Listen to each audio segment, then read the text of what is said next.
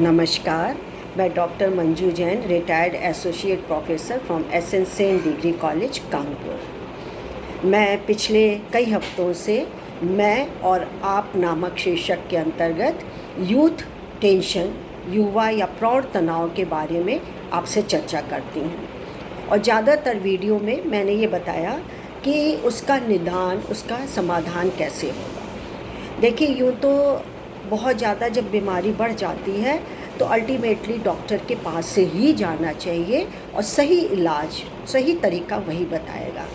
लेकिन मैं कहती हूँ कि ज़्यादा आप बढ़ाएं क्यों जाने डॉक्टर के पास जाने की ज़रूरत पड़े। आप कुछ समय तक के लिए आपकी अपनी जो हॉबीज़ हैं, शौक़ हैं, या आपका जिसमें दिल लगता हो, आप जिसमें कि संतुष्टि महसूस करते हो, वो क्रियाएं करिए। और जो आलतू फालतू के विचार आ रहे हैं आपके दिमाग में, उसको आप जाने दीजिए। और धीरे क्या होगा कि आपके विचार, विकार, दोष या आपके नकारात्मक जो विचार हैं वो धीरे धीरे आपसे दूर हो जाएंगे और आप सकारात्मक ऊर्जा से भरपूर हो जाएंगे। तो इसके लिए देखिए, मेडिटेशन बताया जाता है, इसके लिए योगा बताया जाता है, इसके लिए एक्सरसाइज बताई जाती है, इसके लिए किसी काम में आप खूब व्यस्त रहें, अपने को व्यस्त रखें, तो व्यस्त रहेंगे, मस्त रहेंगे, स्वस्थ रहेंगे। ये संदेश हर जगह आप लोग पढ़ते हैं। तो मैं भी आपको यही संदेश देना चाहती हूँ, मैं भी आपको यही बताना चाहती हूँ कि आप अपने को काम में इतना व्यस्त रखें कि इधर उधर का कुछ सोचें ही नहीं और आप एक अच्छी खुशहाली ज़िंदगी आप जिएं। तो मैंने बहुत सारी बातें बताई थी और ये भी कहा था कि आप कोई ना कोई काम करें, क्रियात्मक काम करें, जिससे कि आप बिज़ी भी रहेंगे और आप अवसाद से ग्रसित नहीं होंगे। आप अपने को जो ज़रा भी आपको ये लगे कि नहीं, मैं अब इस समय तनाव में हूँ, फ्रस्ट्रेटेड हूँ, एंजाइटी हो रही है, मुझे डिप्रेशन होने वाला है, मैं कुछ कर लूँ, मेरा मन नहीं लगता किसी काम में, रोक दीजिए अपने आप को।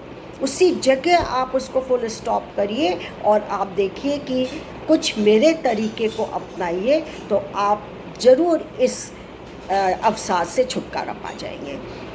तो आज मैंने इसके अंतर्गत, यानी कि युवा तनाव कैसे दूर किया जाए, या युवा हैं या युवतियां हैं या प्रौढ़ हैं, 40 साल के हैं वो हैं, अधिकांश आजकल देखते हैं आप लोग युवा वगैरह बहुत तनावग्रस्त होते हैं। नौकरी नहीं मिलती है, नौकरी मिलती है तो पैसा पूरा नहीं मिलता। और आजकल कोरोना पीरियड में तो देखिए, जो ट्यूशन करते थे, कोचिंग करते थे, प्राइवेट स्कूल में काम करते थे या कहीं प्राइवेट कॉलेजेस में काम करते थे, उनकी फैक्ट्री थी या कोई दुकानों पे काम करते थे, सब इफेक्टेड हुए। कितने लोगों की नौकरी छूट गई, एक दो नहीं, लाखों के लोग तादाद में नौकरियां छूट गई हैं। आवासी प्रवासी हो रहे हैं, प्रवासी आवासी हो रहे हैं, ये सब हमालों का उथल पुथल हो रही है। तो तनाव होना लाजमी बात है, बहुत साधारण, बहुत वास्तविकता है, लेकिन उसको दूर करना चाहिए। तो आज मैं आपको एक तरीका बता रही हूँ, हंसने के फ़ायदे। तो आप कहेंगे कितनी फ़नी चीज़ है कि हंसना, बेबात में हम क्यों हंसें, बेबात में नहीं।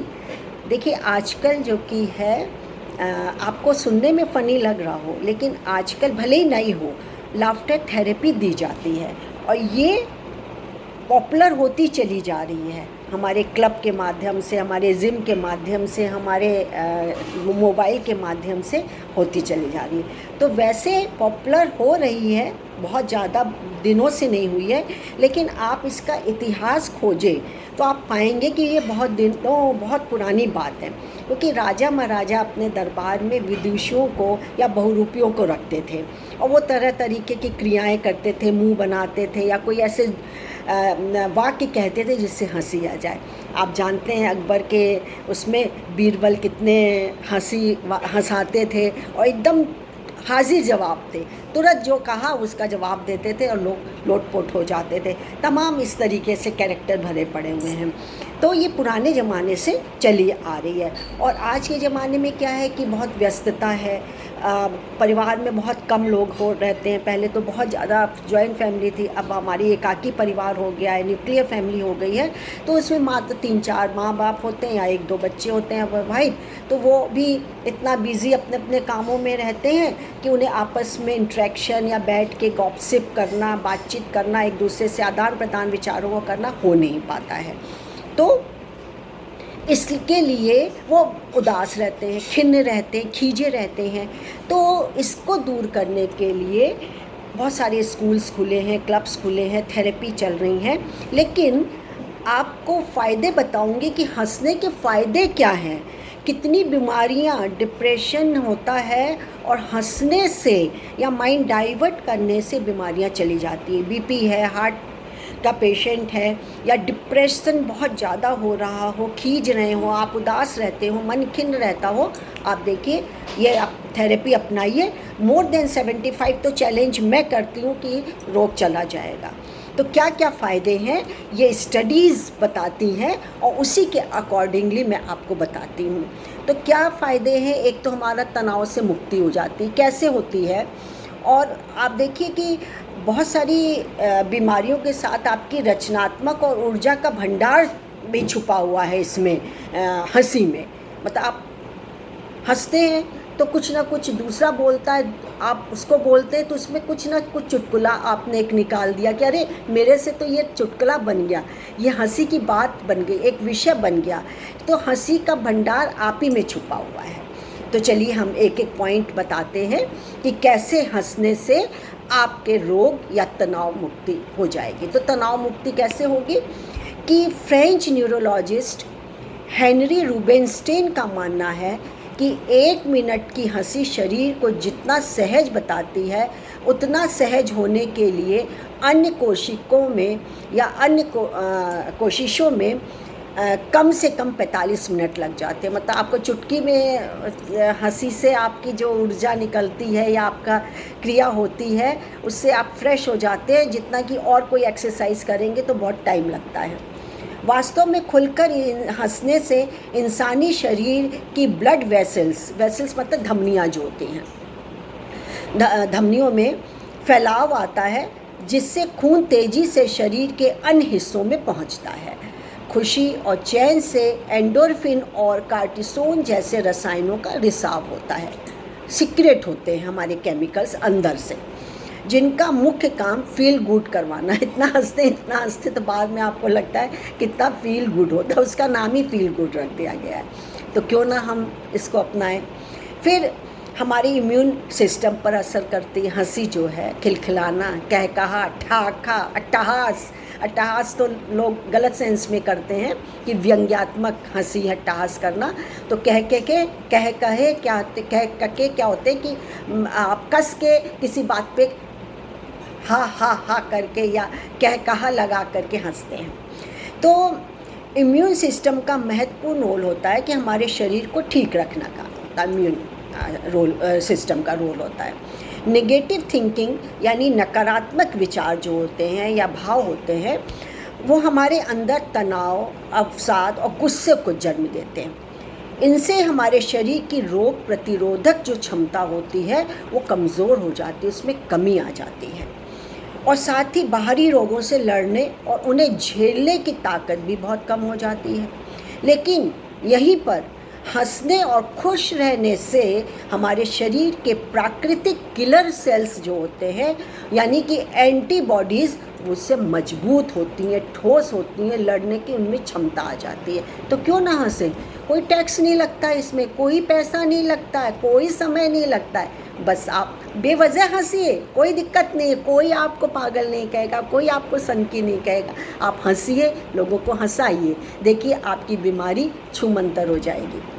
बीपी कंट्रोल होता है, मैंने अभी आपको बताया था, ब्लड प्रेशर है, हार्ट की डिजीज़ है, सब ठीक होती है। कैसे होता है?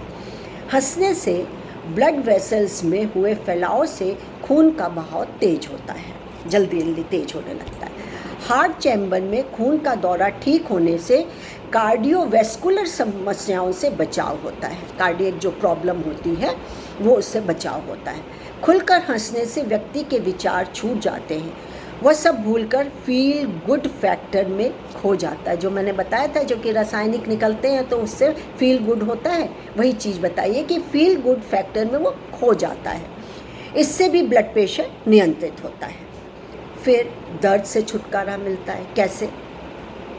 फ्लोरिडा के अस्पताल में, अमेरिका में अस्पताल में सर्जरी के बाद के कुछ रोगियों पर किए गए प्रयोगों से यह स्पष्ट दिखाया कि हंसी खुशी की क्लास ने बिना दर्द निवारक दवाओं के उनको दर्द में राहत दिलाई है। दर्द निवारक पेन किलर कुछ नहीं दिया है, बल्कि हंसने, हंसाने, खुश रखने, डाइवर्जन से उनका रोग चला गया और कुछ देर के लिए वे अपना दुख, दर्द, कष्ट, विकार जो है वो भूल जाते हैं।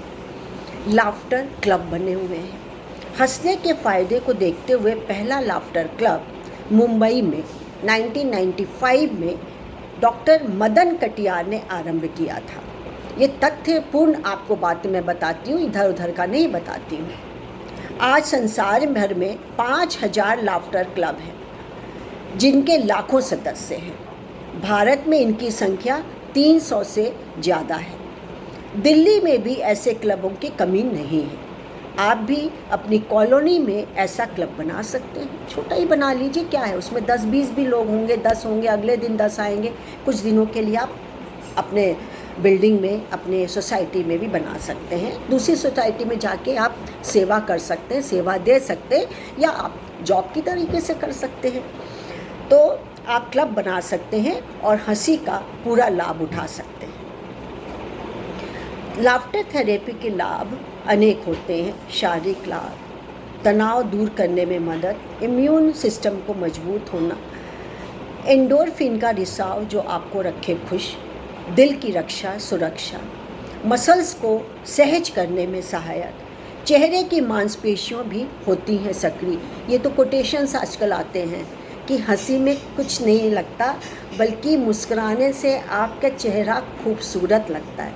तो खूबसूरत दिखना हो तो आप हंसिए, मुस्कुराइए, दूसरों को हंसाइए, दूसरों को मुस्कुराइए। वज़न घटाने में भी मदद मिलती है, क्योंकि हंसते हैं तो हमारी कैलोरीज किल होती हैं, ऊर्जा हमारी जो कि शरीर में एक्स्ट्रा हमारी कैलोरीज हैं वो ख़त्म हो जाती, मर जाती हैं। मानसिक लाभ भी होता है। कैसे? मन को खुश कर जीवन में खुशी का एहसास कराती है। यह भय है, झिझक है, संकोच है, डर है, उसको दूर करती है, तनाव को दूर करती है, पॉजिटिव फीलिंग को बढ़ाती है। हमारे में यदि निगेटिविटी है उसको दूर करती है, उसकी जगह पॉजिटिविटी फीलिंग हमारे में भर देती है और स्मरण शक्ति को भी बढ़ाती है। ऐसी रिसर्चेस हुई हैं कि उससे हमारी स्मरण शक्ति, मेमोरी स्ट्रॉन्ग होती है। फिर कुछ सामाजिक लाभ होते हैं। यदि हम हंसते हैं, मुस्कुराते हैं, दूसरों को हंसाते हैं, आप तक देखिए कितने रियलिटी शो आते हैं तो आप देखने बैठते हैं, तो लाफिंग क्लब्स बनते हैं। फिर कॉमेडी फिल्म्स बनती हैं, आप उनको देखिए। कॉमेडी टीवीज़ होते हैं, टीवी शोज़ होते हैं, बहुत निकलते हैं, बहुत। और वेस्टर्न में तो बहुत ज़्यादा हैं। आप एक चैनल लगाइए वेस्टर्न का, आप यूट्यूब पे या उसमें गूगल में सर्च करिए, आपको बहुत सारी लाफ्टर वाली टीवी शोज़ और फिल्में देखने को मिल जाएंगी। और फिर आपको जो कि लाफ्टर योगा आप होता है, लाफ्टर मेडिसिन होता है ना। आप 10 मिनट से लेके 20 मिनट, 20 मिनट से लेके धीरे धीरे 30 मिनट तक आप करेंगे तो निस्संदेह आप रोगों से मुक्त हो जाते हैं। फिर क्या है? संबंधों के सामाजिक लाभ क्या है? तो इससे क्या है, संबंधों को ताकत मिलती है कि फलाना तो यार उसके पास बड़ा मज़ा आता है, चला जाए वो तो बहुत हंसाता है, बहुत हंसता है यार, सब गम भूल जाते हैं। तो संबंध बढ़ते हैं एक दूसरे से। फिर दूसरों को आपकी तरफ आकर्षित करने में मदद करता है। जो लोग हंसते हैं, हंसाते हैं, दूसरे लोग उस पर आकर्षित ज़्यादा हो जाते हैं, आकर्षण हो जाता है उनमें। टीम वर्क को बढ़ावा मिलता है। मतभेद दूर करने में मदद मिलती है, क्योंकि हंसते हैं तो आप कहते हैं कि अरे मेरे में तो ये, मैंने तो कभी ये सोचा ही नहीं था तुम्हारे लिए, या अपने लिए सोचा ही नहीं था कि ऐसे भी हमारे संबंध होंगे। हंसते मुस्कुराते आप उस जो गम मिला है, दुख मिला है, आप उसको दूर कर देते हैं। कहते हैं मैं भूल गया, मैं तो हंस रहा हूँ, मैं तो इसमें पड़ता ही नहीं हूँ। फिर ग्रुप बॉन्डिंग को बढ़ावा देती है यह थेरेपी। फिर जैसे मैंने अभी आपको बताया था कि हंसने के लिए आप करें क्या। हंसने के लिए तो रोज़ आप कोई अच्छी फ़िल्म देख लीजिए या कुछ ऐसा रिकॉर्ड में लगा लीजिए, कैसेट में लगा लीजिए, अपने मोबाइल में आप फीड कर लीजिए, आप चला लीजिए। आप यदि तेज़ लगाना चाहें तो ब्लूटूथ जिंदाबाद, या वॉल्यूम तेज़ कर लीजिए, आप हंसिए। लेकिन फिर भी जो स्टडीज़ बताती हैं, रिसर्चेस बताती हैं, मैं उस पर प्रकाश डालूँगी। ये हंसने के लिए क्या करें। कॉमेडी फिल्म या टीवी शो देखें, कॉमिक बुक पढ़ें, लाफ्टर क्लब के सदस्य बने, फ़नी लोगों से मिलें, अच्छे जोक या फ़नी स्टोरी शेयर करें, दोस्तों के साथ नाइट पार्टी का आनंद उठाएं, लाफ्टर योग करें, बच्चों के साथ कुछ समय बिताएं, साथ खेलें या उनसे बातें करें, क्योंकि बच्चों की बड़ी निश्चल हंसी होती है, अनकंडीशनल उनका लव, स्नेह, प्यार होता है। पिछली फ़नी याद जो हो उसको ताज़ा करें। कभी कभी फ़नी हरकत करने में भी परहेज नहीं आता। एक टीवी में ऐड भी आता है, पागलपंती करना भी ज़रूरी है, तो तरह तरीके की मुंह की क्रियाएं बनाते हैं, हाथ से करते हैं, करें। पेट के साथ खेलकर हंसी को मजबूत करें, दूसरों की फ़नी बातें पूछें। तो मैंने इतना आपको बताया। मुझको लगता है कि आपको अच्छा लगा होगा, और इसके साथ ही मैं आपको एक कर्मयोगी के बारे में बताती हूँ कि किस तरीके से लोग कठिनाइयों से जूझ करके भी, परेशानियों से, मानसिक तनाव से जूझ करके भी कैसा एक दूसरे के लिए प्रेरणा बन जाते हैं। तो मैं आज एक आपको बताती हूँ ऐसी लेडी, नाम है मैरी रॉबिन्सन, ये जो कि अमेरिकी सामाजिक कार्यकर्ता हैं। तो ये मैरी रॉबिन्सन है, उनका जन्म जब हुआ तो लाडली बहुत थी, पिता की बहुत ज़्यादा लाडली थी, खुशमिजाज थी, अच्छा बोलती थी, अच्छा खाती पीती सब कुछ थी। लेकिन जैसे कि सबके हिस्से में भगवान ने सुख और दुख बांट के रखे हुए हैं, सुख इनके जीवन में बहुत दिन तक नहीं टिका, और ये मात्र मुश्किल से 13-14 साल की रही होंगी, तभी इन्हें बहुत आघात ये लगा, मानसिक आघात लगा कि इनके पिता की कैंसर से मृत्यु हो गई, और कैंसर भी लास्ट स्टेज का था, तो ज़्यादा उनकी इलाज भी नहीं हो पाया और बहुत जल्दी डेथ हो गई उनकी। उसका प्रभाव मैरी रॉबिन्सन में इतना ज़्यादा आघात लगा कि अब वो खोई खोई रहती थी, किसी से बोलती नहीं थी, उदास रहती थी। और अपनी बाद में उन्होंने बताया कि मैं बुरी बच्ची नहीं थी, मैं बस उदास बच्ची थी, क्योंकि इसका प्रभाव उसमें जो कि उनकी पढ़ाई में भी लगा, और वो पढ़ाई में पिछड़ भी गई। ज़ाहिर सी बात है कि उनके नंबर कम आने लगे, उनका रैंक बहुत कम आ गया। लेकिन क्या करें, बच्चे चढ़ाते रहते थे, और वो अपने पिता के जनाजे में भी पूरे टाइम अपने भाई का हाथ पकड़े रही, और पकड़ करके वो बिल्कुल खामोश रही, और घर आने पर भी कम से कम इस अवसाद से वो 7 से 8 साल तक लगभग रही। चुप रहना, खामोश रहना, चिड़चिड़ा होना, झुंझला जाना, मारपीट करना, गाली गलौज करना इनकी नियति बन गई थी। लेकिन क्या हुआ कि इन्होंने अपने आप ही ये सोचा कि मेरे को या तो ऐसे रहना है या इससे मुक्ति लेनी है।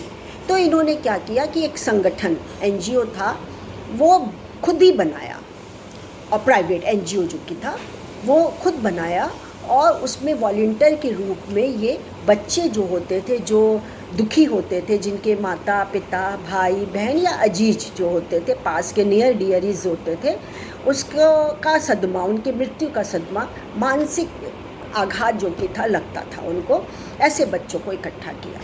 और जब स्टडी हुई उस समय इनके द्वारा और लोगों के द्वारा, तो पता चला अमेरिका में 50 लाख ऐसे बच्चे हैं जो कि 18 साल तक की उम्र में अपने माता पिता, भाई बहन, अपने अजीज़, अपने दोस्त या जो उनका प्रिय होता था उनको खो देते थे। तब इन्होंने संगठन बनाया, और इसमें सफलता उनको बहुत ज़्यादा मिली जब वो बच्चों के साथ खेलती कूदती थी।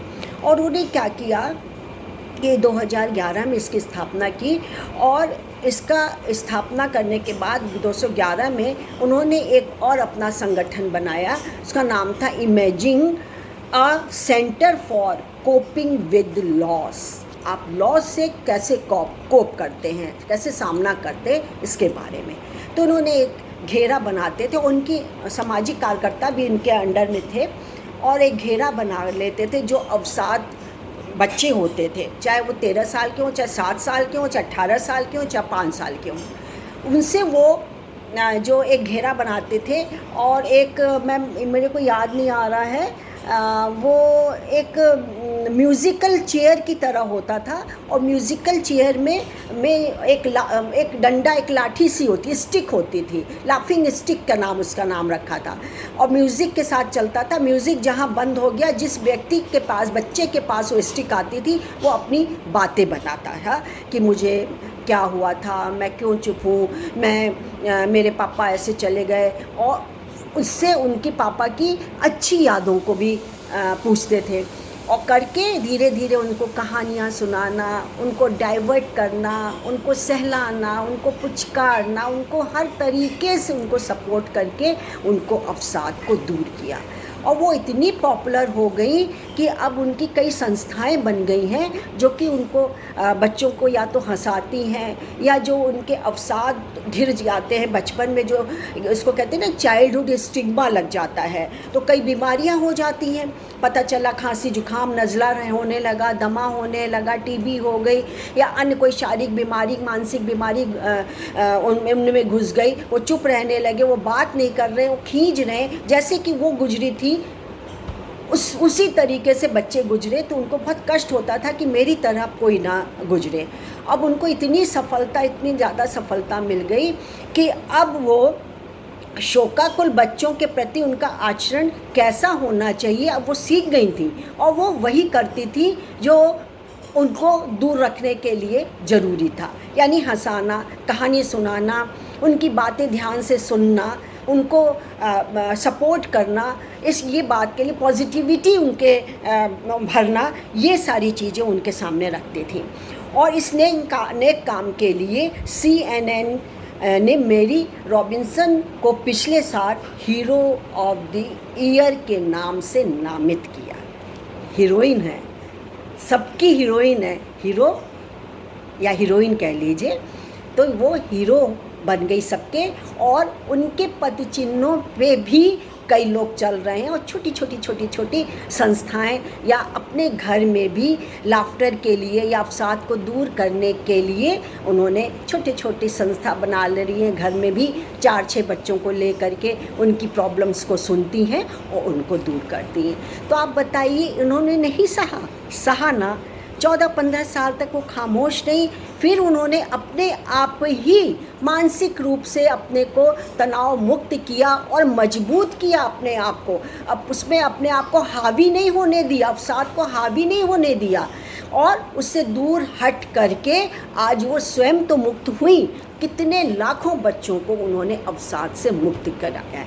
तो मेरा संदेश यही है कि हम और आप भी इस थेरेपी को अपनाएं, किसी शौक़ को अपनाएं, और इंशाअल्लाह आपकी रक्षा ज़रूर करेगा। ईश्वर है, खुदा है, गॉड है, सब हैं, सब रक्षा करेंगे। आप आजमा करके देखिए। आज के लिए बस इतना ही। नमस्कार।